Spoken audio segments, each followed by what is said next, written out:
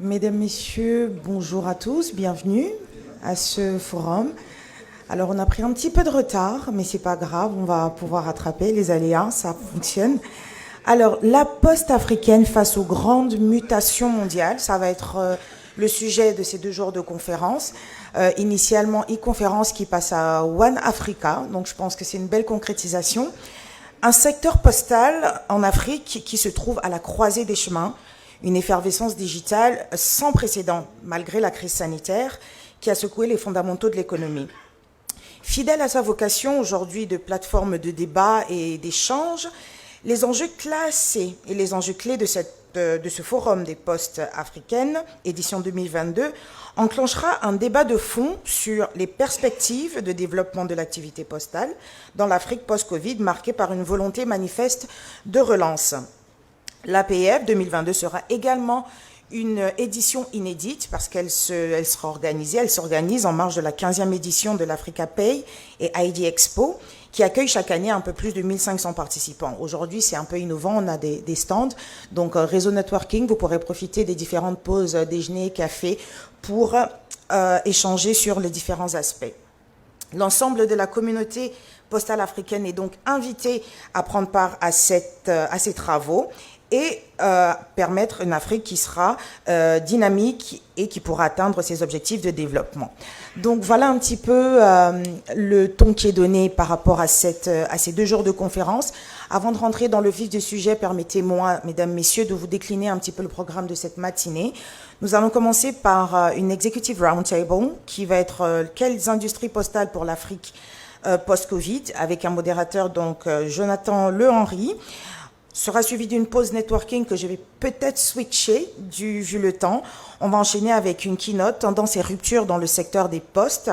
Nous allons passer à une innovation section by S2M, les services mobiles, un enjeu stratégique pour la digitalisation des postes. Nous aurons ensuite la pause déjeuner, networking. Nous allons reprendre les travaux à 14h30 avec une plénière, services financiers, postaux et banques postales, l'âge de la maturité. Nous aurons quelques temps plus tard en visio on va dire une note exécutive de Monsieur Jantras Kotsi, qui est exécutif directeur de South African Post, donc à 13h45, à 15h45, suivi de la pause café. Nous allons reprendre à 16h30 avec la création et gestion d'une identité digitale. Quel rôle pour les postes? Et enfin, nous finirons cette journée avec un focus stratégie de la poste tunisienne dans le domaine digital. Mesdames, messieurs, sans plus tarder, je vais appeler Jonathan Le Henry, qui est modérateur de la première plénière, qui va présenter les différents panélistes. Merci et encore bienvenue à tous. Bonjour à toutes, bonjour à tous. Vraiment ravi de vous retrouver, démasqué, en pleine forme pour cette première journée.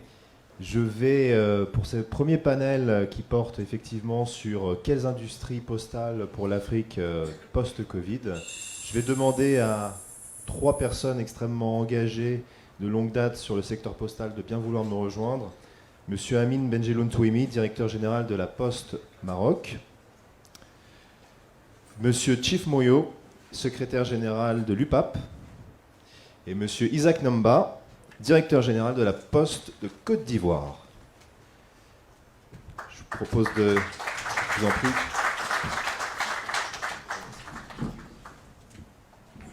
Alors on n'a pas de plan de table, donc c'est vraiment... Please have a seat wherever you like. Yeah. Je vous en prie. Je vais me rapprocher de M. Nangba, sinon ça fait 2 contre 1, c'est pas normal. Alors, peut-être un mot introductif très, très rapide, parce que finalement, les gens qui sont dans la salle ont l'habitude de se retrouver dans plusieurs occasions, mais on est dans un moment quand même qui est un peu charnière et qui est un peu particulier.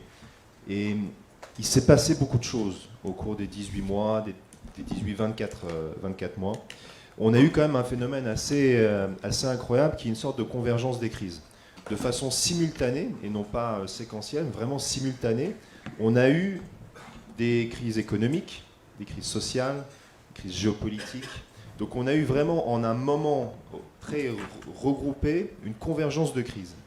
Et finalement, la question de ces convergences de crise pose aussi la question un petit peu de la capacité de l'industrie postale sur le continent à pouvoir justement faire face à ces crises, y répondre, les dépasser. Et donc d'une certaine manière, on a eu le droit à un stress test pour l'industrie postale africaine.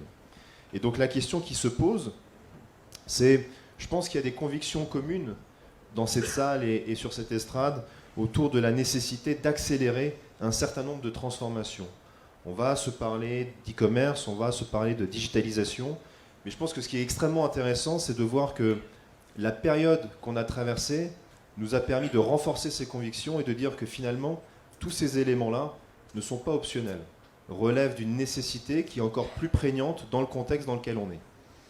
Et donc, ce que je propose, c'est effectivement qu'on puisse avoir de façon successive un petit tour de table sur 2-3 questions, et puis de laisser une quinzaine de minutes à l'audience pour pouvoir interagir avec les panélistes. La première question, messieurs, que je souhaiterais vous poser, c'est pour revenir sur le sujet du stress test. Et si ça vous convient, Sibeth Jloun, je commencerai par vous. L'industrie postale, comme je le disais, elle a connu une période de turbulence, mais en même temps, de ces derniers mois, on a pu voir un certain nombre de lignes de force. Est-ce que vous pourriez nous donner un petit peu votre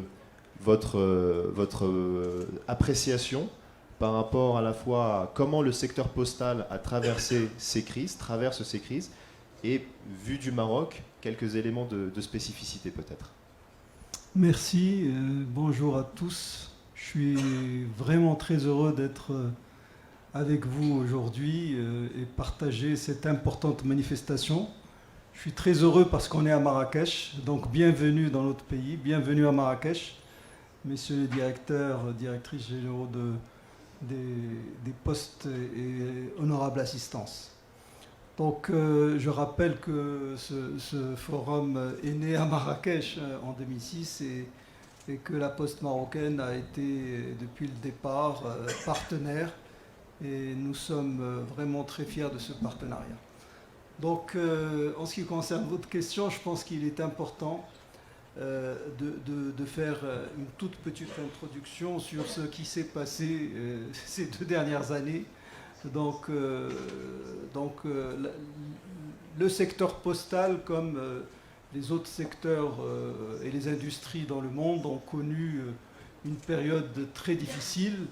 Et je pense que cette crise sanitaire que nous avons traversée a permis, je dirais, de mettre en valeur le secteur postal et les opérateurs postaux. Donc ce que je dirais sur cela, et ça peut expliquer un petit peu ce que nous devons faire en post-Covid. Donc je pense que cette crise a permis de voir que, en général, les postes ont démontré leur résilience. Bien sûr que nous avons connu tous beaucoup de difficultés. On ne va pas rentrer dans ces détails, mais les postes ont connu des difficultés.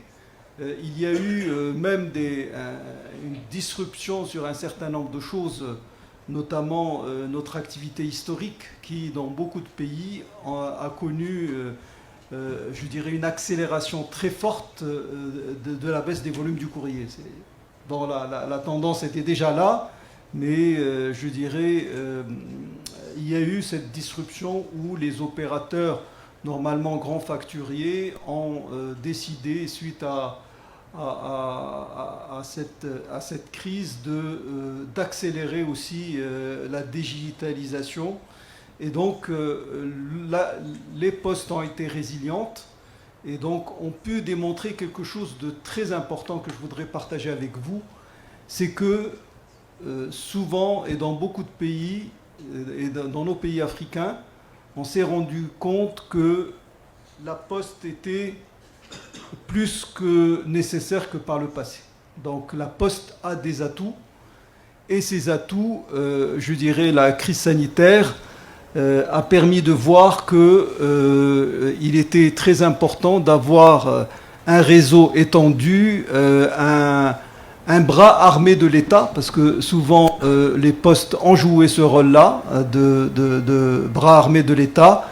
Et je vais donner quelques exemples. Je prends le cas du Maroc, par exemple. Pendant cette période, je dirais, la Poste a été classée comme secteur essentiel, ce qui a permis d'avoir, comme quelques secteurs majeurs dans le pays, de pouvoir continuer, notamment en période de confinement, continuer à assurer le service aux citoyens.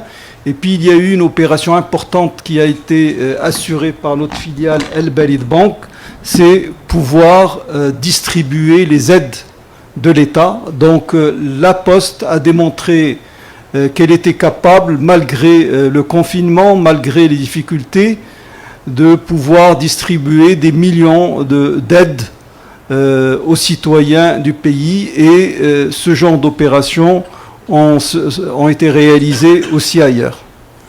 Donc peut-être dans la continuation de cela, post-Covid, donc si vous le voulez bien. Donc j'ai dit quelques mots sur la période de, je dirais, Covid, dans laquelle, comme j'ai dit, il y a eu cette résilience avérée. Maintenant, nous avons beaucoup appris de cette période. D'abord, les postes, certaines postes, ça a été aussi le cas de Poste Maroc. Donc c'était aussi l'occasion d'accélérer la digitalisation. C'est un point très important. Je donne le cas de la Poste marocaine. Donc nous avons, comme je pense ça a été partagé dans ce forum il y a quelques années, c'est que nous disposons d'une entité de poste numérique. Et cette poste numérique accompagne, je dirais, les services e-gouvernement. Et nous avons vu quelle était l'importance de cette entité pour pouvoir contribuer à l'accélération de la digitalisation du pays, notamment des procédures. Ça d'un côté, ça c'est en externe, mais en interne aussi, je dirais, nous avons privilégié le canal digital. Et le meilleur exemple, encore une fois, c'est ce qui s'est passé au niveau d'El Balid Bank, avec une accélération du nombre de transactions qui a été traité par le canal qui s'appelle Balid Bank Mobile. Je ne rentre pas dans les détails parce que j'ai tenu dans ce forum à ce que mes collaborateurs des différentes entités du groupe sont là et pourront, dans les séances prochaines, donner plus de détails. Mais en tout cas, ce que je peux vous dire, c'est que post-Covid, il faut capitaliser sur la digitalisation, ça c'est très important, et il faut aussi profiter de l'agilité qui a été, je dirais, générée par les conditions que nous avons vécues. Ce que je pourrais dire d'autre, mais peut-être laisser ça dans une deuxième intervention. En tout cas, je voudrais qu'on partage ensemble quelques idées sur ce que devrait faire l'industrie postale post-Covid. Donc je laisse... voilà. Regarder un peu pour après. Voilà, merci. Merci, monsieur le directeur général. Peut-être dans la continuité de ce que vous étiez en train de dire, finalement on est dans une période qui a mis sous les feux de la rampe, sous les projecteurs, effectivement les postes. Et vous parliez finalement de cette capacité à avoir permis la continuité d'un certain nombre d'activités essentielles. Cher Isaac Namba, lorsqu'on s'est parlé un petit peu en amont de l'événement, vous m'avez dit les postes ont permis d'amorcer la riposte à la pandémie. Est-ce que, par rapport à ce qui vient d'être dit, il y a un certain nombre d'éléments complémentaires sur votre diagnostic que vous portez sur le secteur aujourd'hui, dans la période dans laquelle nous sommes? Merci Jonathan et bonjour à nouveau à tout le monde. Je voulais remercier les conférences pour cette invitation et surtout pour la part importante, ou du moins pour l'espace important qui est réservé à cette industrie stratégique pour nos pays, la Poste. Après avoir dit ça, alors la pandémie, on en parle tellement ces derniers temps dans les conférences ou dans les sessions. C'est peut-être pas gentil de dire que ça a été une bonne chose, puisque nous avons malheureusement perdu des personnes très chères et c'est regrettable, mais ça a finalement été une opportunité pour que des évidences soient finalement acceptées. Parce qu'on a toujours voulu nous faire croire que la poste va disparaître parce que les nouvelles technologies sont apparues, le digital commence à être quelque chose qui est en accélération, donc les opérateurs postaux sont à la croisée des chemins, mais on a oublié que l'ancêtre de la technologie ou de ces nouvelles technologies a toujours été la poste, et la pandémie nous a démontré que même quand on a fini de développer des belles applications, il fallait trouver un partenaire stratégique pour terminer, pour dénouer la transaction ou pour dénouer le service qui était en ligne ou en virtuel. Donc ça, c'est quelque chose d'important à rappeler. Et la pandémie a été aussi quelque chose qui certainement nous a réveillés, nous les postiers, parce que à des moments nous sommes restés un peu ensommeillés parce que il fallait quelques secousses. Donc ces secousses-là aussi ont permis de prendre des options, d'être un peu plus audacieux sur quelques portions d'activité, et ça nous a permis donc la poste d'être une réponse justement à cette pandémie. On a plusieurs cas écoles qui sont apparus dans quelques pays. En Côte d'Ivoire, par exemple, on a été utilisé pour ne serait-ce que acheminer le matériel de riposte à cette pandémie. Donc on s'est aperçu que le spécialiste de la logistique, de l'acheminement et de la livraison, c'est finalement l'opérateur La Poste. Donc pourquoi ne pas l'utiliser pour rapidement apporter la réponse à cette situation difficile? Et puis quand on a commencé à avoir des capitales qui étaient isolées ou des villes qui étaient confinées, l'opérateur postal continuait de faire le travail donc d'accompagnement des populations. Donc on a été finalement vu comme une opportunité pour régler des prestations à nos concitoyens parce qu'ils n'avaient pas la possibilité de partir dans l'administration ou à XY position. Donc finalement, je pense que on peut tirer la conclusion que la Poste est devenue une chance pour nos États. En tout cas, ce serait à nous maintenant de nous positionner comme une chance, mais de démontrer qu'on a la capacité de réaliser les promesses qu'on a annoncées, ou du moins les éléments sur lesquels on nous attend. Parce que je vais terminer par ça.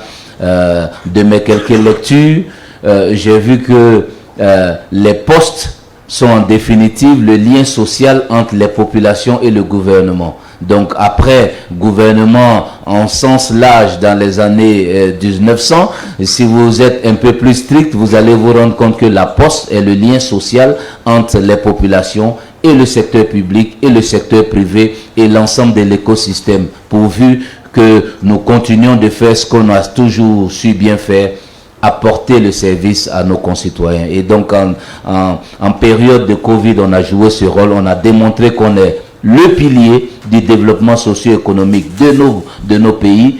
En période post-Covid, on doit continuer de démontrer que ce qu'on a commencé à bien faire au moment où il y avait la pandémie, mais justement, on est capable d'aller au-delà. Et ça, je pense qu'on en parlera sur ces quelques autres questions qui arrivent, mais moi, je suis pas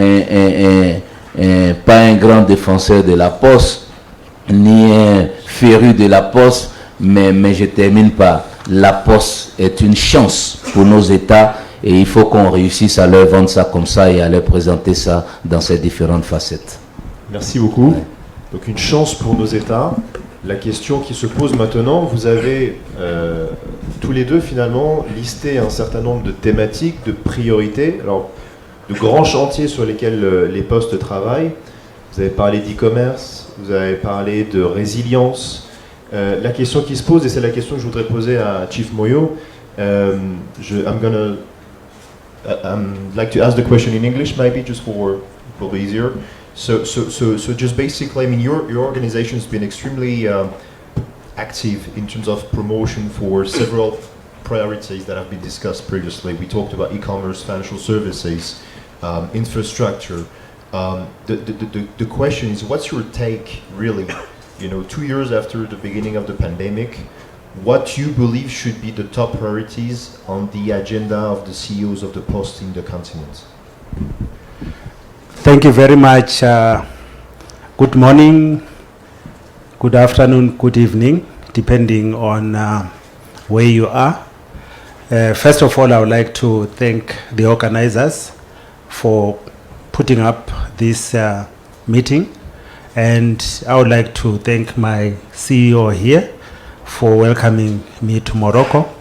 This is my first time here, and I think I've come at the right time when we are discussing important issues about the Post, and I'm happy that my two CEOs have spoken before me, and I represent the Pan-African Postal Union, which is an organization for 45 African member states, and it's an organization that coordinates postal development in Africa.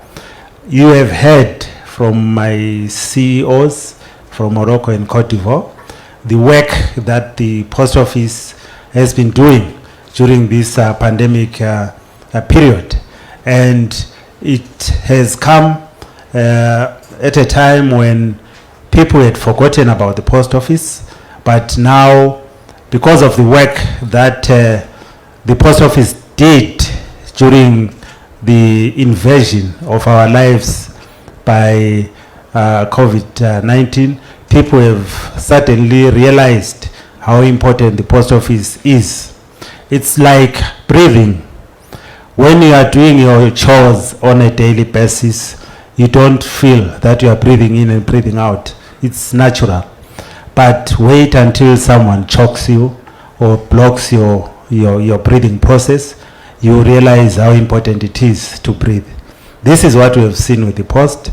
And from a PAPU perspective, the important thing is that our network, because the Post Office is more than just letters and parcels, it is a platform, it is a network, and this network needs to be oiled, it needs to be adapted to the environment. And the current environment demands that the Post Office should be able to offer services on digital platforms. Post offices should get to a point where they become a smart post office, offering next generation services using technologies like drones to do delivery, and adopting artificial intelligence, and also bringing in your blockchain technology, whether it's for your track and trace for your items, or it's for facilitating e-commerce trade. So what is important is not only the adaptation to the environment by taking the latest technologies. What is also critical is capacity building. We need to have our employees upskilled and ready for the challenges that are there, so that we can blend the human factor and technology together. Thank you. Thank you very much. Thanks for that. Peut-être pour continuer sur le propos qui vient d'être tenu, Chief Moyo parlait d'upskilling en fait. Moi, la question que je me pose, c'est très régulièrement dans nos discussions reviennent les mêmes thématiques en termes d'axes de développement, d'axes de croissance. On se parle beaucoup d'e-commerce, on se parle de logistique, on se parle de services financiers. Maintenant, ça fait beaucoup de choses. Et donc, en fait, je pense qu'on est tous convaincus de la nécessité d'avancer sur ces chantiers-là. À un moment, il y a un enjeu de priorisation. Alors, j'aimerais vous demander, Si Benjeloun, Monsieur Namba, j'aimerais vous demander, selon vous, quelle devrait être la priorité, de votre point de vue, là où les deux priorités sur lesquelles avancer et vraiment concentrer les efforts sur les 12 prochains ou les 24 prochains mois. Merci. Donc, dans ma dernière intervention, j'ai précisé quelque chose d'important que je voulais partager avec vous, c'est que donc, avec le Covid, la poste est devenue plus nécessaire que par le passé. Et mon ami, le directeur général de Côte d'Ivoire, a dit à peu près la même chose sur ce sujet-là. Maintenant, les priorités, effectivement. Donc, post-Covid, je pense que la priorité, c'est accélérer la diversification des services de la Poste. Les services historiques donc, connaissent, je dirais, une perte d'activité, nous le savons tous, et donc plus que jamais, avec la crise que nous avons traversée, maintenant il faut accélérer cette diversification.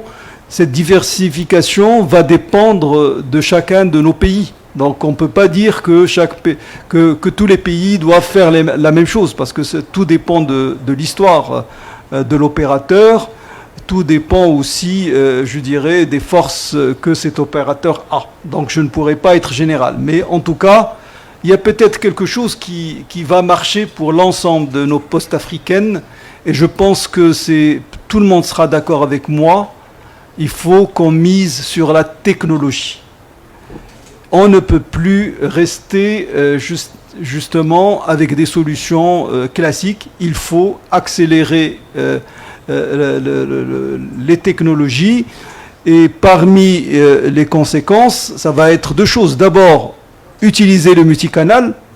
Et il y a un canal qui devient, je dirais, primordial pour nous, c'est le canal mobile. D'autant plus, vous le savez, bon, le cas du Maroc, tout le monde le sait, nous avons la chance d'avoir, je dirais, un équipement très important en termes de smartphones de la population. Donc, je dirais même le taux, je dirais, d'équipement en smartphone est très, très important. Et donc c'est un canal qui marche très bien, à la fois au niveau bien sûr des services financiers, et la banque peut en parler, mais aussi sur l'activité colis logistique. Donc pour pouvoir la développer, le multicanal et notamment le canal mobile est important. Maintenant, sur cette diversification, donc d'abord utiliser les technologies, et plus que jamais, en tout cas en ce qui concerne le Maroc, pouvoir développer davantage l'activité colis-messagerie. Alors, il est important de dire que la pandémie a aussi accéléré, je dirais, les comportements de nos concitoyens. Et donc, je dirais, en Afrique, le développement du commerce électronique est encore naissant. Donc, si on se compare à d'autres continents, il y a encore un potentiel très important. Mais justement, la Covid a permis justement d'accélérer. Et donc, du coup, sur cette activité colis logistique, ce qui s'est passé en tout cas au Maroc, c'est que il y a eu naissance de nombreux opérateurs. Donc la concurrence pour la Poste est devenue beaucoup plus importante. Et c'est pour cela que la différence se fait sur l'agilité, sur la mise en place justement de solutions agiles. Peut-être une seule chose à dire, c'est être au plus près du besoin du client. Toujours sur cette activité colis logistique et notamment le e-commerce, son développement va se faire avec, je dirais, cette agilité des technologies, mais aussi par la multiplication de solutions de livraison, que ce soit la livraison à domicile, que ce soit la livraison, je dirais, de type dans des boîtes où je dirais, faire du shop-to-shop, c'est-à-dire d'un magasin à l'autre, d'une ville à l'autre, etc. Donc ces activités-là et les technologies aujourd'hui permettent de faciliter ça, et donc les postes devraient véritablement investir tous dans ces solutions dans lesquelles, contrairement au courrier, il y a encore du terrain, mais un terrain dans lequel il y a une concurrence, encore une fois, très très importante. Maintenant, dans le document qui vous a été transmis par e-conférence, Je profite de l'occasion pour les Voilà, remercier, d'avoir repris l'organisation de cet important forum. On est très heureux d'être partenaire à e-conférence, donc j'en profite pour le dire. Donc dans le document de ce forum, on parle d'une opportunité fantastique. Je voudrais dire 2 mots dessus, et ça rentre dans le post-Covid pour nos postes africaines, c'est profiter de la zone de libre-échange, la ZLECA. On ne peut pas se tenir tous ensemble aujourd'hui et ne pas parler de, je dirais, de ce projet continental important dans lequel on a vu qu'en 2022, les choses commencent à se concrétiser. Alors, quelle opportunité pour les postes? Je vais essayer d'être très bref sur le sujet. Ben, les postes pourraient développer le commerce intra-africain. Vous savez, je pense que vous le savez, qu'il est relativement réduit, qu'il y a un gisement important de développement de ce commerce intra-africain, et justement les postes pourraient se placer justement dans le e-commerce transfrontalier. Ça, c'est une occasion d'or, et donc j'invite tous nos amis des postes africaines à s'intéresser, à développer ce e-commerce transfrontalier et profiter de cette zone de libre-échange. Voilà, je ne voudrais pas être long, mais c'est quelques idées que je vous ai présentées. C'est beaucoup d'idées. Il y a beaucoup de choses. Isaac, peut-être quelques éléments complémentaires? Oui, des éléments complémentaires, mais je veux qu'on soit tous d'accord sur quelque chose de très important. Il faut qu'on change le logiciel qu'on a sur le secteur postal. On est très longtemps resté sur un postulat que les postes sont des centres de coûts, des usines fatiguées, des administrations en décadence. Mais bon, on en a parlé tout à l'heure, la pandémie nous a montré qu'à un moment donné, les États n'avaient pas de réponse et il fallait recourir vers cette organisation vieillotte qui finalement est celle qui est plus proche des populations. Donc c'est pour ça que je veux qu'on soit d'accord sur la définition très historique de la poste qui est d'actualité. La poste est le lien social entre les populations et le secteur public et le secteur privé. Quand on a fini d'être d'accord avec ça, aujourd'hui, nous avons floraison, foison de start-up, de sociétés spécialisées dans le digital qui développent des applications ça et là, mais la chance que ces sociétés de technologie ont, c'est la poste, parce que c'est la seule entité qui peut être qui peut organiser la construction de ce qu'on va appeler un écosystème. Parce que la poste n'a pas vocation forcément à être une société de technologie, mais elle est la seule entité légitime pour que chacun des acteurs vienne se plugger. C'est pour ça que pour moi, les opérateurs postaux doivent mettre la priorité sur les services aux citoyens. Et nous connaissons les besoins des citoyens. J'ai envie de recevoir désormais mes colis à la maison. La poste est capable de vous envoyer à la maison. Mais parce qu'elle est l'entité qui a créé l'écosystème sur lequel Monsieur Société XY qui a développé tel applicatif vient se plugger, on peut terminer la transaction à votre domicile. J'ai besoin d'avoir accès aux services financiers basiques, aux services financiers sophistiqués. La poste est la plateforme qui peut permettre d'assurer cette partie. J'ai besoin d'avoir des documents administratifs. La poste est l'entité qui peut jouer cette activité parce que en bout de chaîne, il va y avoir une société digitale qui a développé une ergonomie, une interface, une application, une solution, mais la poste reste toujours l'entité qui permet de créer cet écosystème. Si on est d'accord là-dessus, voici le plaidoyer que nous devons commencer à avoir auprès de nos gouvernements, mais surtout auprès de ceux qui travaillent à développer des politiques ou des lois sur le numérique et sur le digital. C'est quelque chose d'indéniable, mais il faut ajouter la pièce la plus importante. Et pour moi, la poste est le pilier le plus important de cet écosystème. Parce que quand vous avez fini de développer toutes vos solutions sophistiquées, il faut terminer le trafic, il faut terminer la livraison, il faut dénouer la transaction. Et si on est d'accord que les services aux citoyens restent le bon prétexte pour redynamiser la poste ou ramener la poste au cœur du dispositif, on est bien parti. Après, on va rajouter de la cosmétique, l'agilité, la flexibilité, l'automatisation des process, la gouvernance, avec l'utilisation de quelques solutions, etc., etc. Mais pour moi, service aux citoyens, la Poste comme une entité qui peut créer l'écosystème, donc fédérer l'ensemble des différents acteurs. Et puis, encore une fois, on nous a des fois présenté tous ces acteurs du digital comme des concurrents. Mais ce n'est pas des concurrents. Ce sont des partenaires et des acteurs qui vont utiliser la chance qu'ils ont de servir les populations au travers de leurs solutions innovantes. Parce que la Poste est une chance, encore une fois. J'ai écouté, hier j'ai eu la chance de participer aux discussions pour ce qui concerne les solutions de paiement, d'identification unique, etc. Mais à la fin de la journée, on a besoin d'un réseau pour terminer le trafic, pour terminer la transaction, pour apporter le service aux citoyens. Mais qui est-ce qui va faire ça? C'est encore une fois l'opérateur historique qu'on avait mis au placard, mais qui devient le maître du jeu.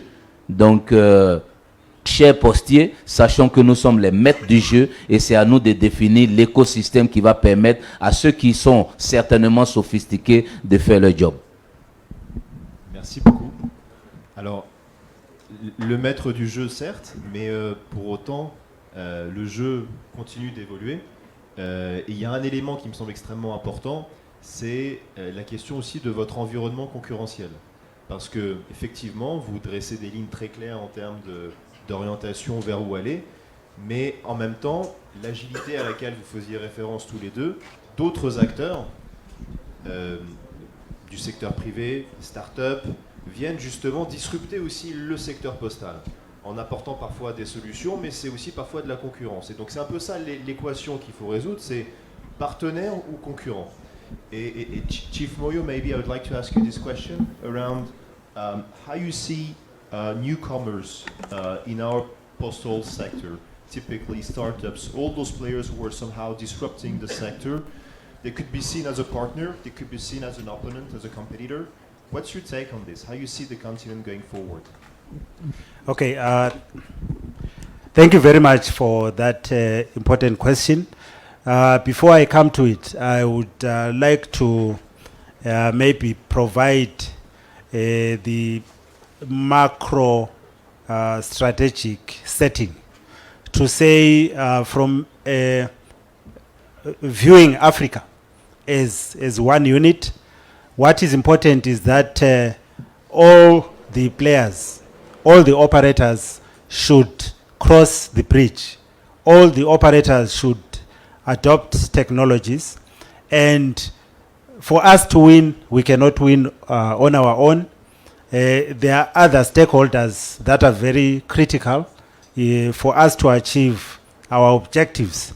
And one of the key stakeholders is the airlines.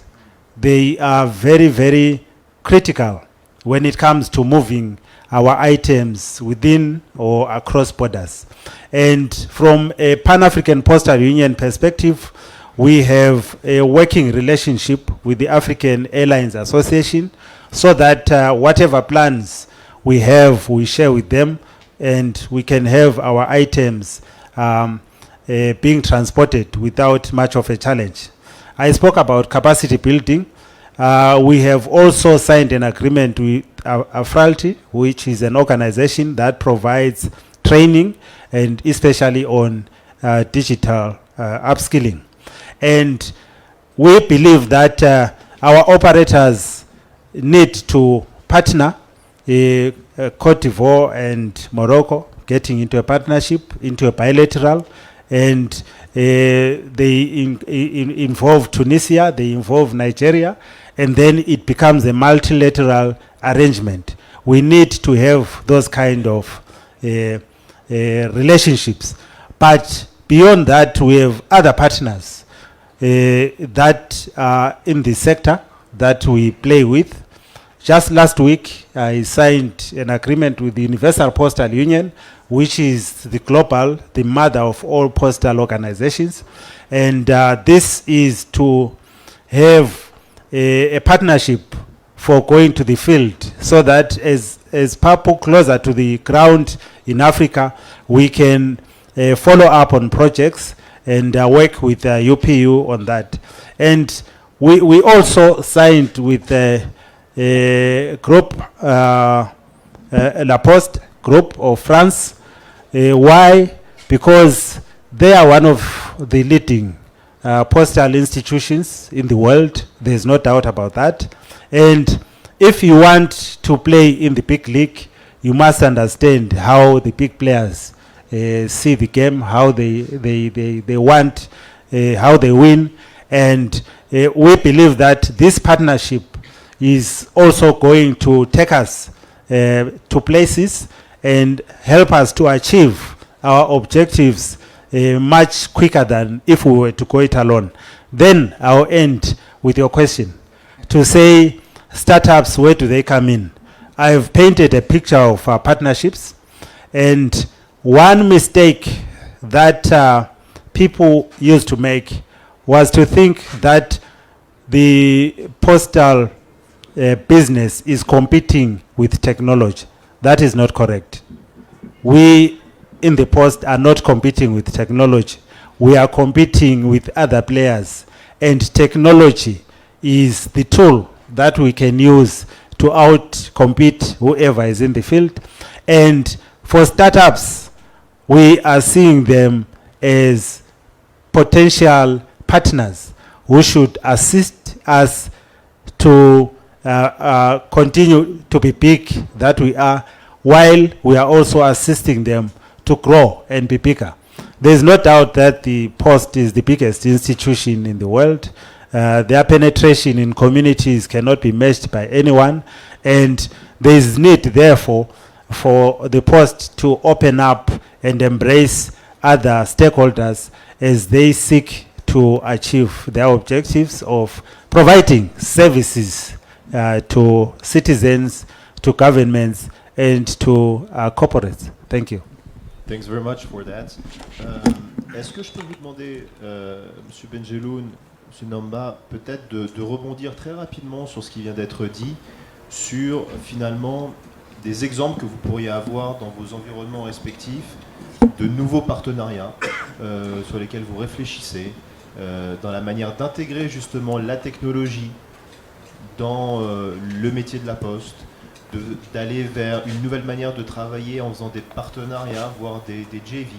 Est-ce que je peux vous demander successivement à l'un et à l'autre peut-être de donner quelques éléments d'appréciation par rapport à ça? Merci. Je confirme ce que vient de dire mon ami de l'UPAP. Effectivement, nous ne sommes pas concurrents avec les opérateurs technologiques et nous pouvons nouer des partenariats. Moi, je pense tout de suite, et M. Bakrali, qui est directeur général adjoint en charge de notre stratégie du groupe, peut donner plus de détails, mais au niveau notamment de la poste numérique, la poste marocaine, donc jusqu'à présent, est le seul opérateur tiers de confiance agréé par l'État. Donc tout à l'heure, j'avais parlé de développer davantage la digitalisation, que ce soit dans le secteur public à travers les services e-gouvernement, ou contribuer aussi à mettre en place des solutions de certification pour le secteur privé.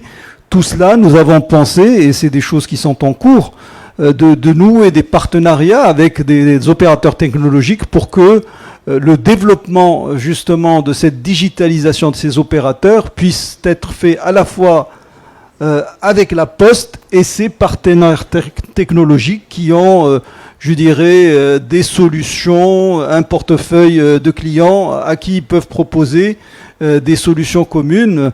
Il peut y avoir aussi, je dirais, des partenariats avec le privé en ce qui concerne le montage de solutions innovantes en termes de e-commerce. Il y a réellement des choses à faire. Il faut, pour moi, ce qui est important à préciser dans notre forum, c'est que nous sommes au service de nos citoyens. Et si on est au service de nos citoyens, on doit trouver les meilleures solutions à leur apporter. Et pour cela, s'il faut, je dirais, se rapprocher d'opérateurs, qu'ils soient privés, qu'ils soient publics, peu importe, l'important c'est qu'on soit à l'écoute du consommateur, plus simplement.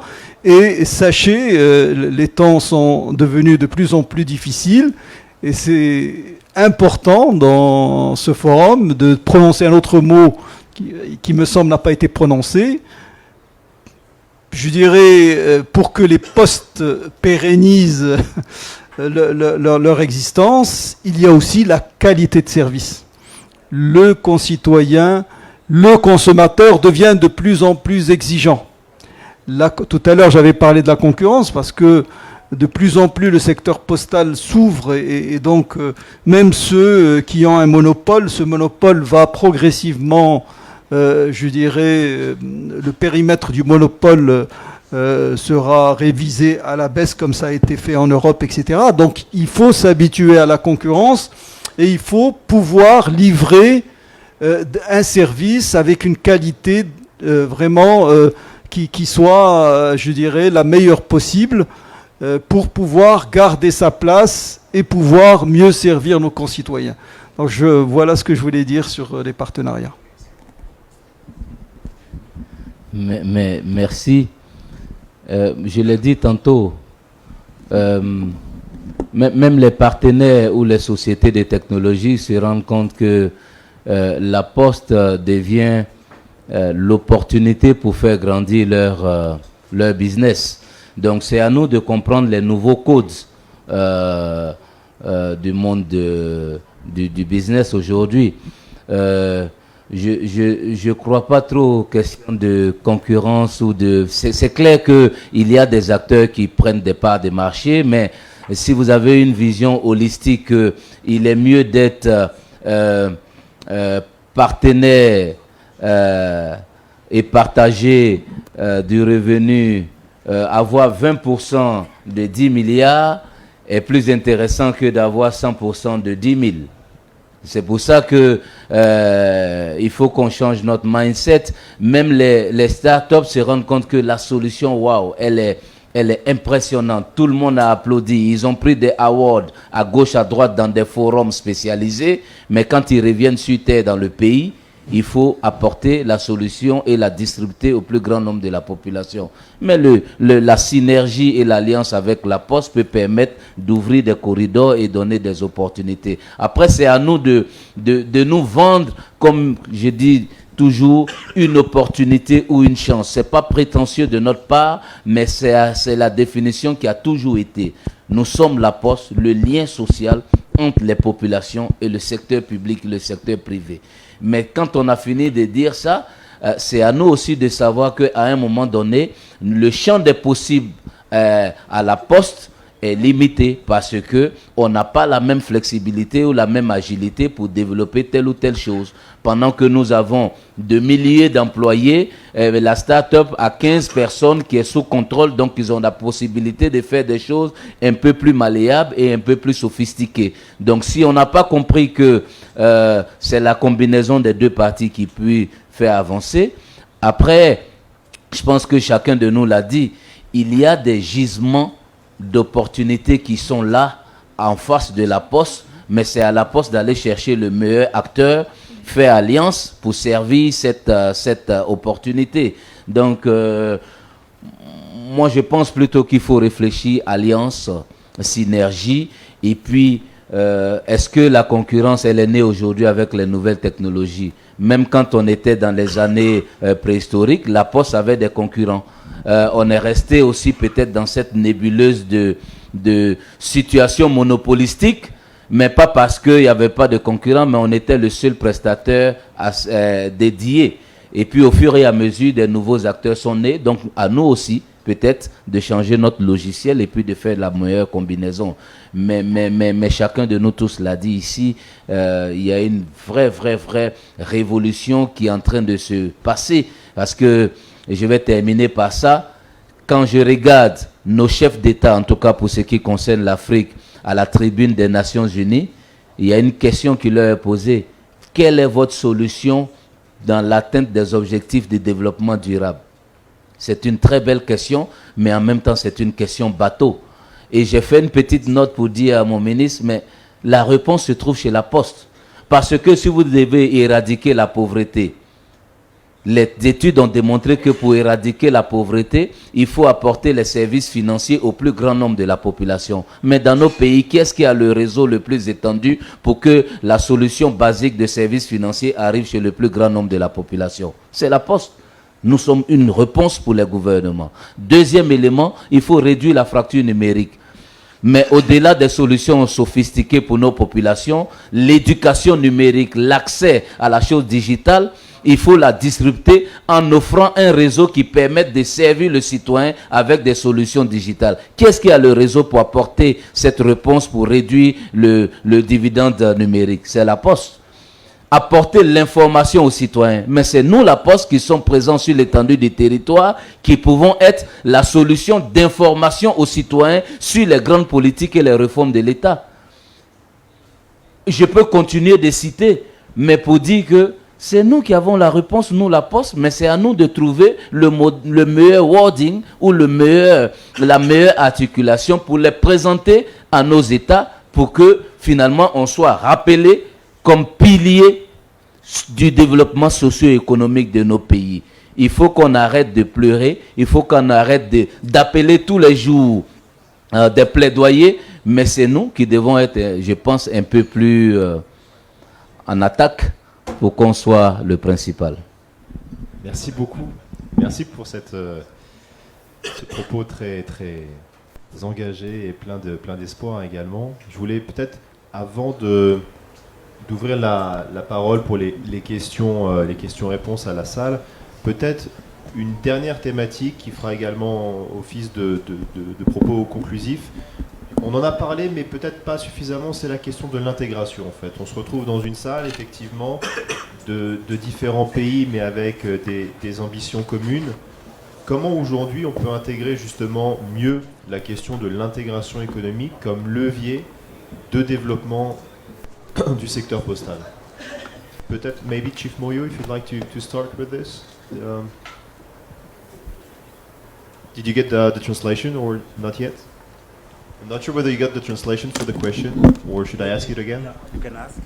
Right, so the point was around the economic integration, and I was basically saying how much economic integration can foster and contribute to a more growth from the postal sector in the region. How, to which extent we can factor this into the global equation that I was presented previously? Okay, thank you very much. Yes, the post office does not operate in a vacuum. We operate within the economic setting which is there in our respective countries. And at the present moment in Africa, the main topical organization is the one that deals with the African Continental Free Trade Area, which began its operations, I believe, January 2021.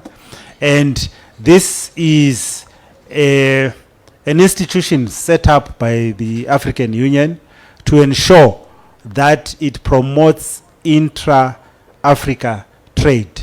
And when we are talking about inter-Africa trade, we are looking at 55 countries with a population of 1.3 billion, and this is indicative of the size of market that we are focusing on. And at the same time, when you look at the statistics, you see that Africa is dominated by SMEs, small to medium enterprise, and these SMEs would need to sell within their country, and they need to sell beyond their country.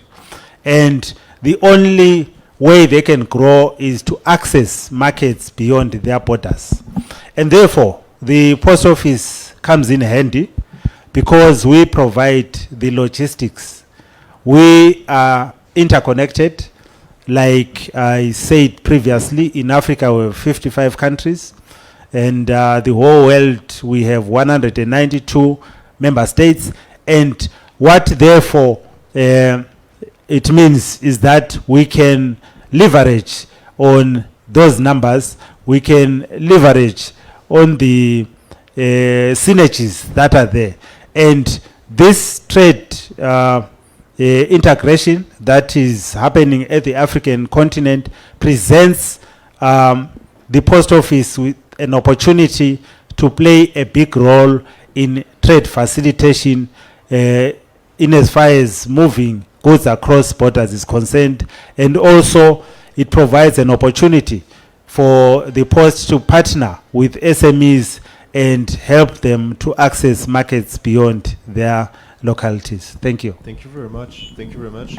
Sylvain Giloun, peut-être est-ce que je peux vous demander dans la même veine d'être peut-être de donner un ou deux exemples sur des sujets sur lesquels vous souhaiteriez avancer dans cette question de l'intégration économique. Merci. Donc, dans ma compréhension de cette intégration économique, je pense que les postes peuvent contribuer à plus de croissance de leur pays. Et je dirais, il me semble qu'on n'a pas abordé un sujet important et je voudrais le placer sous cette rubrique. Les postes peuvent réellement contribuer à l'inclusion financière d'un pays. C'est le cas du Maroc. Donc la Banque postale est l'un des acteurs majeurs de l'inclusion financière.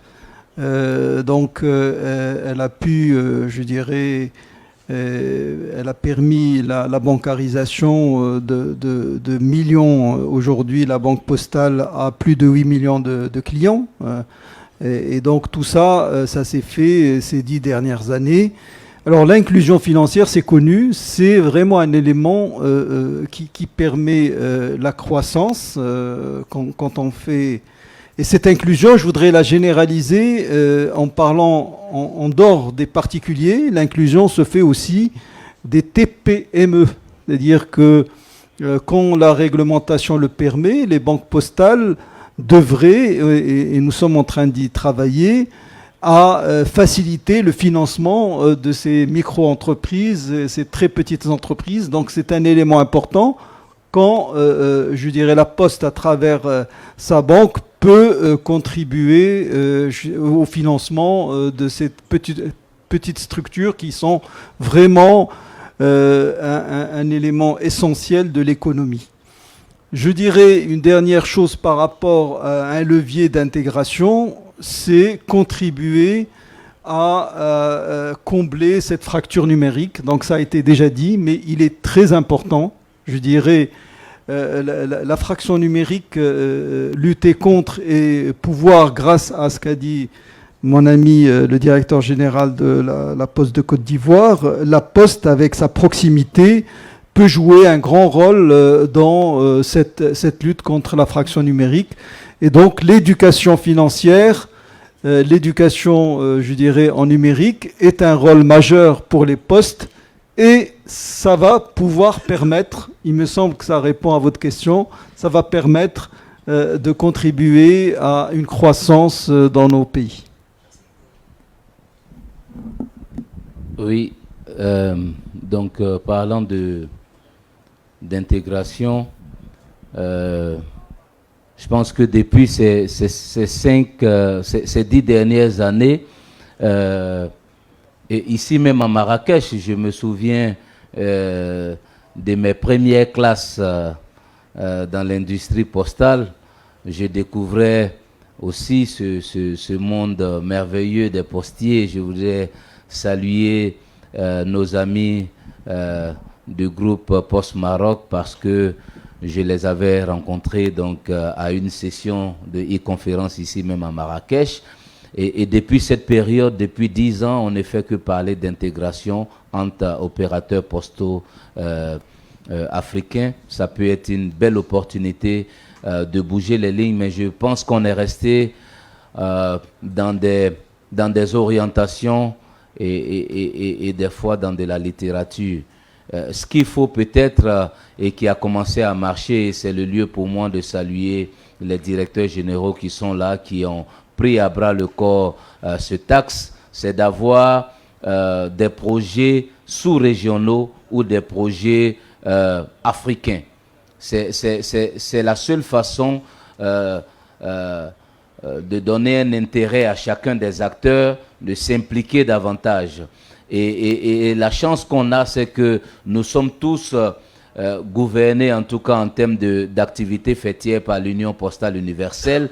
Et la stratégie postale mondiale d'Abidjan parle d'une orientation qui est très claire, mais qui est une vraie opportunité pour toutes les postes du monde, mais en principal, je pense, pour les postes africaines. Digitalisation des services postaux, développement du e-commerce. Quel boulevard ont aujourd'hui les opérateurs postaux africains d'identifier, dans le cadre de la digitalisation des services postaux, des activités ou des projets connexes qui peuvent être des projets intra-régionaux ou sous-régionaux pour permettre justement de fixer cette question d'intégration dont on parle. Et l'avantage qu'on a, c'est qu'au-delà de l'UPU, nous avons donc une structure fêtière qui est l'Union panafricaine des postes, qui va être le bras pour accompagner la mise en œuvre de ces projets-là. Et donc, c'est certainement, pour terminer, une invitation à ce que très vite, avec l'Union panafricaine des postes, nous arrivions à identifier 2-3 quick wins qui peuvent nous permettre de commencer la mise en œuvre de la stratégie postale mondiale d'Abidjan, qui va être présentée en termes de conclusion au nouveau congrès, au prochain congrès 2025 aux Émirats à Dubaï, mais que quand même l'Afrique aussi a fait ses classes et a pu sortir quelque chose de bon. Parce que là où on nous attend, il faut qu'on démontre que quelque chose de bon peut sortir de l'Afrique, mais surtout dans l'écosystème des postes, et que les postes africaines ont pris le devant désormais et qu'elles sont capables de présenter 1-2 projets d'intégration qui marchent très bien. Voici pour moi ce que je pouvais dire sur ce point. Juste, Monsieur Henry, je pense que sur votre question de l'intégration, et d'après la réponse qui a été donnée, donc si vous interrogez sur l'intégration intra-poste, c'était ça votre question. Donc moi je pensais que vous parliez de l'intégration économique d'un pays. En tout cas, 2 mots, je ne peux que être d'accord avec ce qui a été dit, et je pense que nous avons justement effectivement cette structure de l'UPAP dans laquelle on peut travailler ensemble, et je pense aussi, je voudrais citer aussi le travail qui est fait, je dirais, au sein de l'Union postale universelle pour rapprocher les opérateurs avec, et donc cette union restreinte qui est l'UPAP, nous pouvons mettre en place un certain nombre de projets. Et tout à l'heure, j'ai donné un exemple de la ZLECA. La ZLECA peut être une opportunité pour développer, je dirais, le e-commerce transfrontalier. Voilà. Merci beaucoup. Merci. Écoutez, je propose d'ouvrir peut-être la parole à l'audience. Est-ce que vous auriez quelques questions? J'en vois une ici, j'en vois beaucoup. Bah, écoutez, c'est super. On va vous passer les micros. Si vous pouvez simplement vous présenter et puis je vous en prie adresser votre question. Merci, je m'appelle Lassina Kone, je suis le directeur général de Smart Africa, basé au Rwanda. Vraiment, merci beaucoup pour cette intervention. C'était très très intéressant comme débat qui part seulement de la fonction régalienne de la poste dans chaque pays à l'intégration africaine en passant par la ZLECA. Exactement comme ce que le directeur général de la Côte d'Ivoire a dit, c'est-à-dire l'avance des technologies de livraison ne doit pas être vue comme une compétition. Parce que quand on parle dans le cadre de la ZLECA, de la zone libre d'échange continentale, Smart Africa d'ailleurs, nous avons un partenariat avec la ZLECA pour être l'implémentateur de Digital Trade, le commerce digital sur la plateforme. Il n'y a pas une institution dans nos pays qui est mieux positionnée que les postes. Parce que quand on dit la zone libre d'échange continentale, ça veut dire libre déplacement des personnes et libre déplacement des marchandises. Et dans ce cadre de l'Union africaine, les États ne feront confiance qu'à des institutions qui sont déjà là. Donc, ce qui veut dire que les technologistes de livraison ne pourront pas vraiment jouer un rôle pour une seule raison, c'est le KYC. Qui l'État peut croire, c'est la poste ou alors c'est la rue. Quand je dis la rue, je parle des technologistes. Donc la poste a toujours été là pour livrer les courriers, pour authentifier dans certains pays, surtout le Maroc, l'inclusion financière et tout. Je pense que la poste est mieux positionnée. Maintenant, ma question est que, quand est-ce que vous pensez que l'UPAP pourra vraiment intégrer cette activité ou alors commencer à initier les discussions entre les pays africains par rapport à la mise en place d'une plateforme d'échange, une plateforme d'échange de, par exemple, le commerce pour le commerce électronique en Afrique. Parce qu'on a le même problème au niveau de Smart Africa, pas le problème, on a le même challenge. L'interlocuteur des États par rapport à la mise en place d'une plateforme, c'est qui exactement qui va rassembler toute la poste de l'Afrique. Merci. Merci à vous. Merci beaucoup. Peut-être on peut prendre une autre question et on va en répondre de manière collégiale. Oui. Merci. Merci beaucoup. Donc, je m'appelle Adamo Diouf. Donc, je suis le secrétaire exécutif de la conférence des postes des États de l'Afrique de l'Ouest. Je voudrais remercier déjà e-conférence de m'avoir invité en tout cas à cette importante réunion. Remercier aussi le directeur général du Maroc, le SG Moyo et le président du conseil d'administration de l'UPAP, M. Isaac Nyamba.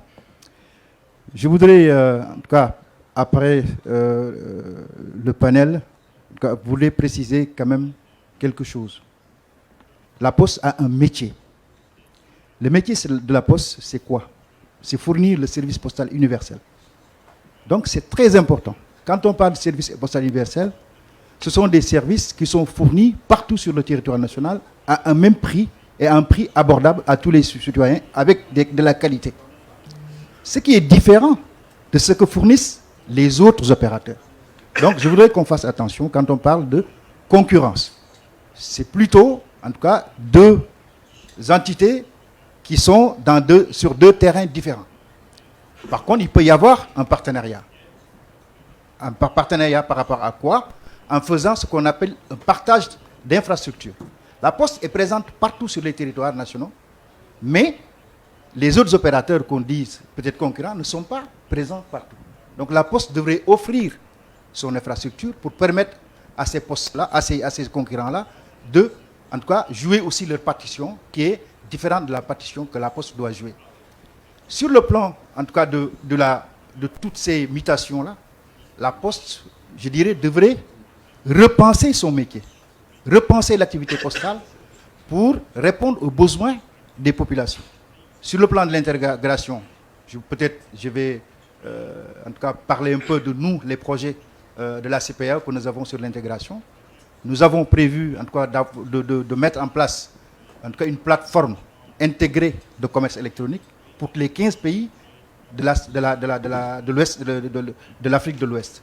Nous avons prévu aussi d'avoir, en tout cas de concrétiser l'axe pour le transport du courrier Lagos-Abidjan. Donc combien de pays sont traversés, en tout cas pour des échanges. Et tout ça pour permettre en tout cas le développement des échanges entre les États, parce que le problème que nous avons pour l'intégration, c'est d'augmenter les échanges intra-africains. Et les échanges intra-africains ne peuvent se développer que dans le cadre du commerce électronique, qu'il va falloir, en tout cas pour les postes, se transformer pour mieux l'appréhender. En tout cas, il faudra de la formation, il faudra du renforcement de capacité, il faut que les postes puissent en tout cas apprendre à avoir une stratégie de transformation qui va leur permettre en tout cas de jouer sa partition. Mais l'essentiel est que la Poste aussi est un partenaire privilégié des États, en tout cas pour fournir le service public, pour fournir de l'assistance aux citoyens partout sur les territoires nationaux. Merci beaucoup. Merci à vous. Merci beaucoup. D'autres questions? Oui, Jean-Louis là-bas. Deux questions. On peut peut-être prendre les deux questions ensemble.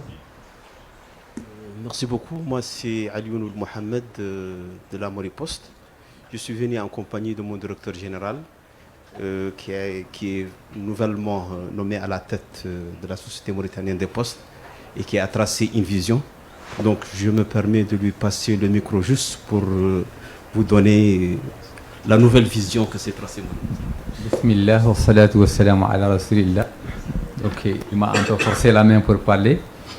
Ce que je dirais tout simplement qu'il y a une dimension qui n'a pas été suffisamment développée, c'est la confiance dont jouissent les postes dans nos pays. Nous avons des administrations publiques qui bénéficient d'une certaine garantie des États et donc automatiquement c'est des administrations qui jouissent d'une confiance dont ne bénéficie pas automatiquement le secteur privé. Malheureusement, certes, ça a été secoué les dernières décennies, mais les derniers événements, les Arabes disent Badaratin Navi'a, un malheur qui donne du bien. La pandémie a montré que nos postes sont encore là, elles ont du métier à faire, mais les questions qui se posent aujourd'hui, sommes-nous suffisamment outillés pour assumer cette responsabilité et affronter l'avenir en termes de ressources humaines, en termes de technologie et en termes d'approche? C'est des questions qui se posent pour beaucoup de pays.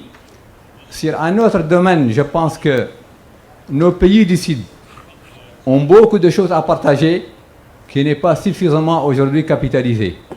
Nous avons tous intérêt à travailler ensemble pour bénéficier des expériences déjà présentes dans les pays du Sud. Dans la journée, nous allons signer, Inch'Allah, une convention avec nos frères marocains dans ce cadre, parce qu'ils ont des choses à nous apporter. Peut-être que nous avons des choses également à apporter. Nous cherchons un partenariat mutuellement avantageux. Mais il y a une autre dimension également, que, de mon point de vue, qui mérite d'être soulevée et qui nécessite une réflexion, c'est les échanges financiers dans la sous-région.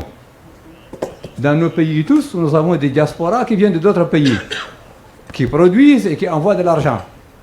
Il y a lieu de travailler ensemble pour mettre en place un mécanisme qui permet et qui facilite les échanges financiers entre nos pays à travers une plateforme, une interopérabilité qui facilite ces échanges, et redonnons à nous la confiance, à nous et dans nos postes, pour pouvoir travailler sans confiance et sans développement des ressources humaines. Je dirais que la mission risque d'être difficile. Merci. Merci beaucoup. Je ne sais pas s'il y a plutôt des commentaires qui ont été partagés. Je ne sais pas si ça rappelle des réponses de votre part. Ouais. Oui, tu as une question. Oui, merci. Je vais donner quelques éléments à mon humble niveau et certainement mes autres collègues ici apporteront aussi leur avis. Monsieur Lassina Koné parlait de l'importance du KYC, et ça c'est très important, mais une des grosses difficultés, je pense que c'est un chantier qu'il va falloir adresser. Je ramène la balle dans le camp de l'UPAP et des autres unions restreintes pour que finalement on ait des actions concertées. Parce que nos opérateurs, malheureusement, ou du moins nos pays, travaillent en stand-alone. Chacun est dans son corridor, travaille comme il peut, avec ses moyens, avec ses réalités, et finalement constitue sa base de données. Et puis vit avec. On a sur le continent quelques opérateurs postaux qui ont fait un pas supplémentaire, ou du moins qui ont gagné quelques jalons, et qui sont aujourd'hui en pole position en tant qu'acteurs de la confiance numérique. Donc déjà un niveau plus avancé.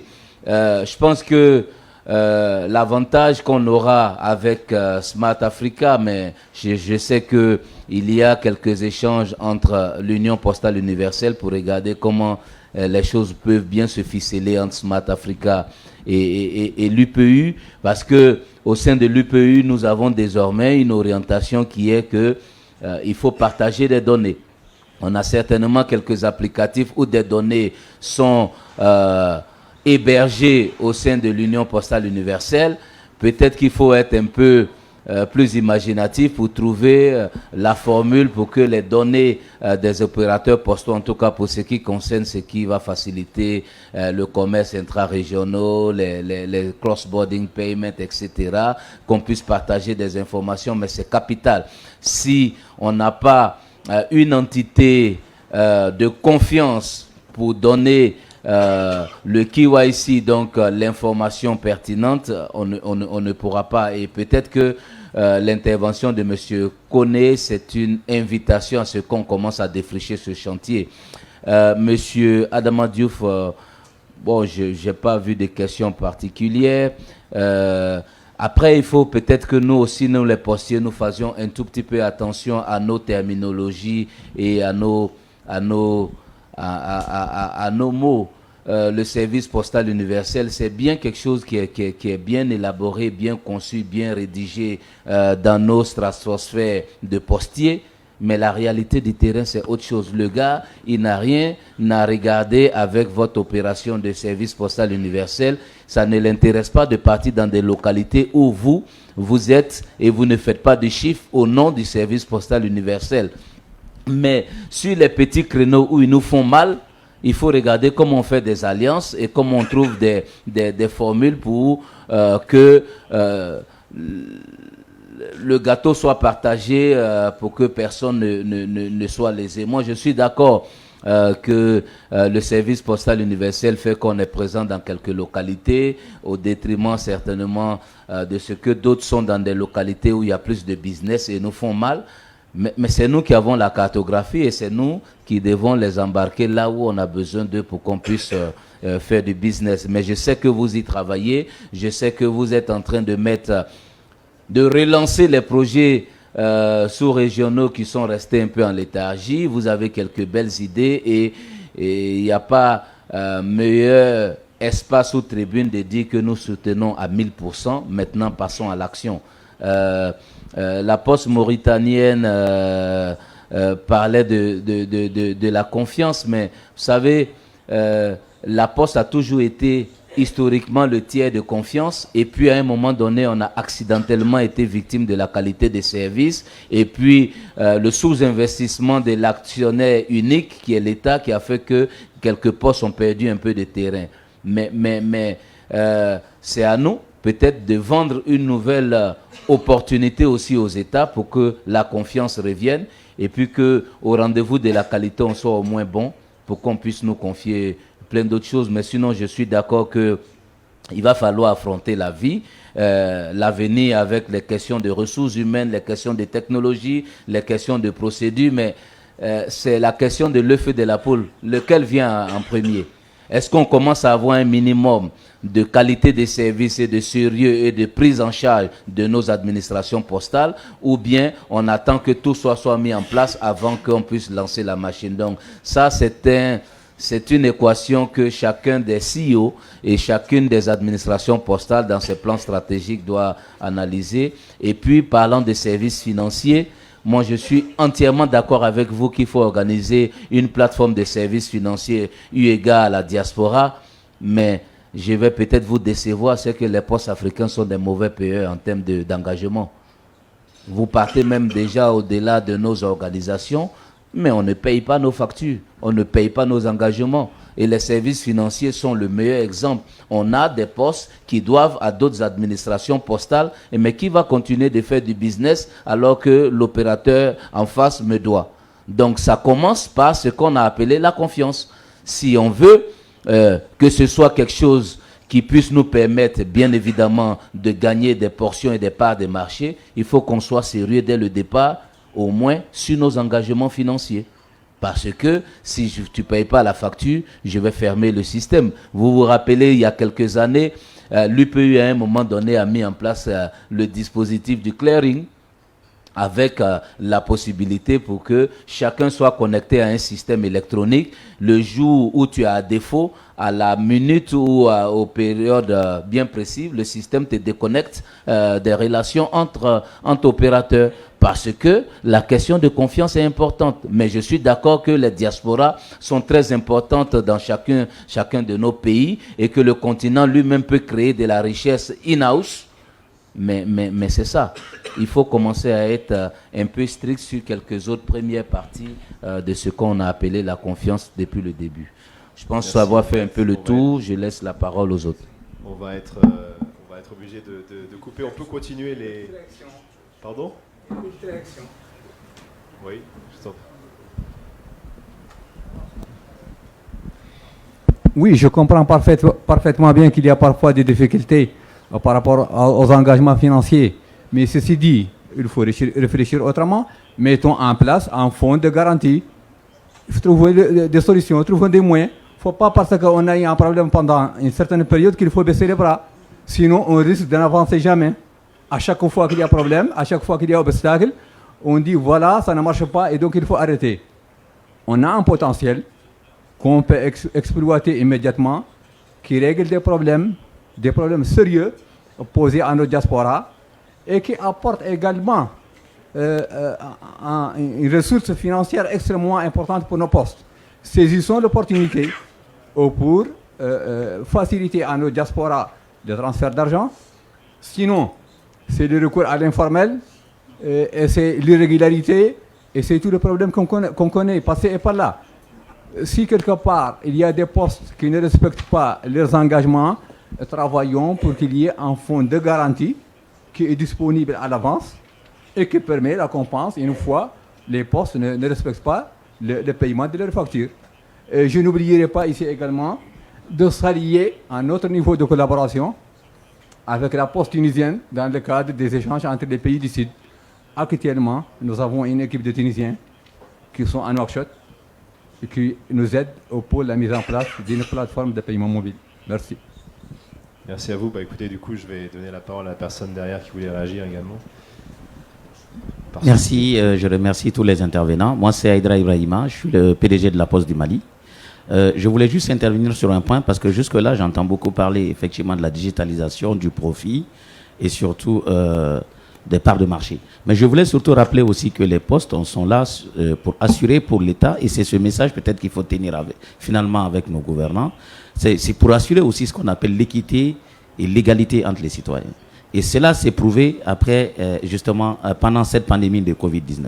Si vous regardez de près, nous sommes une structure qui est à la fois un guichet administratif, un guichet de perception, donc nous pouvons percevoir pour les autres administrations publiques, mais aussi nous avons le cachet de la Poste fait foi. Tout ceci mis ensemble, il faut qu'on trouve le langage qu'il faut porter auprès de nos gouvernants pour leur faire.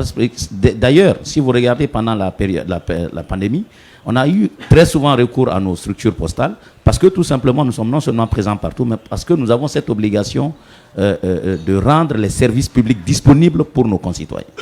Donc l'idée pour moi c'est de dire comment l'UPAP peut nous accompagner nos pays, pas seulement nos administrations postales, mais accompagner nos pays à prendre conscience de ce fait, de se dire que si l'inclusion sociale et l'inclusion financière du pays est basée en grande partie sur la Poste parce qu'elle est tout simplement non seulement un guichet administratif, mais aussi elle est présente partout sur le territoire. Donc c'est cet aspect que je voulais aussi qu'on développe, c'est-à-dire cet aspect d'inclusion sociale au-delà de l'inclusion financière. Merci beaucoup. Je vous remercie. Alors écoutez, je sais qu'il y a du très bon café et je sais que vous avez tous beaucoup de très bonnes idées. Donc ce que je vous propose, c'est qu'on puisse continuer ensemble à échanger en dehors de la salle pour permettre à One Africa de continuer à tenir son planning.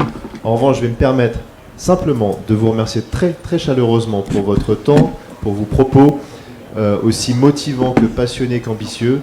C'est un vrai plaisir de vous retrouver de nouveau et je vous souhaite beaucoup de succès dans tous vos projets. Alors juste pour un rappel, on va se retrouver dans une demi-heure. Toutes les questions qui ont été abordées précédemment, on va faire une suite, donc la plupart des panélistes reviendront dans différentes plénières, donc gardez vos questions au chaud. on pourra en discuter un peu plus tard.